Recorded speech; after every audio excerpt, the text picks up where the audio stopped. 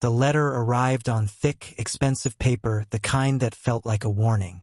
The HOA was demanding, for the third time, an inspection of my property's outbuildings. I'd ignored the previous ones. The old barn at the back of my 10 acres wasn't their concern.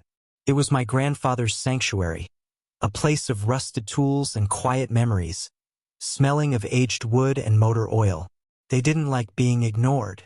The first sign something was wrong was the fresh scratch on the barn's heavy padlock, a lock my grandfather had sworn by. The second was the sound of muffled, panicked voices from inside. A cold anger settled in my gut. I didn't call the police. Not yet. Instead, I called my grandpa. He arrived in his old truck, moving with a quiet, deliberate calm that I'd learned to respect. He didn't say much, just inspected the lock and then the barn's main doors. He'd built this place and he knew its secrets. With a grunt, he slid a heavy, weathered 2x4 through the special iron brackets on the inside of the doors. Brackets I'd always thought were for bracing against storms. He gave it a solid thump. It was a lock from the inside, simple, brutal, and utterly effective.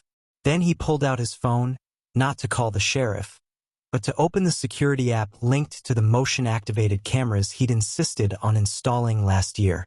The screen lit up, showing 3 very well-dressed, very trapped individuals.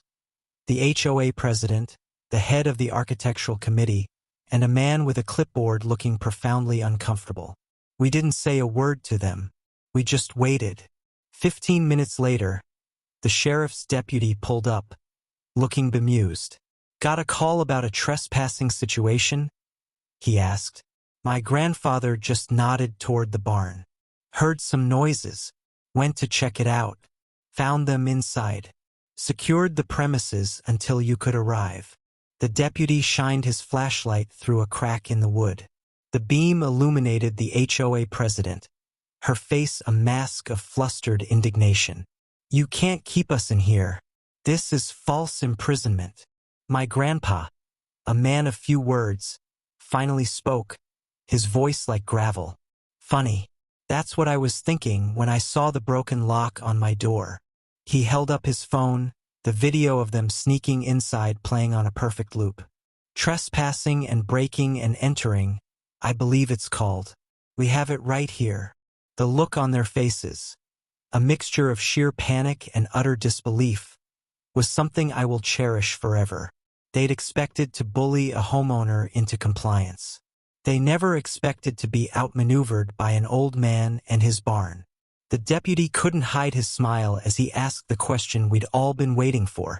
"So, folks," he said, addressing the trapped trio, "you want to explain why you felt the need to break into this man's private property?" The silence from inside the barn was louder than any excuse could ever be.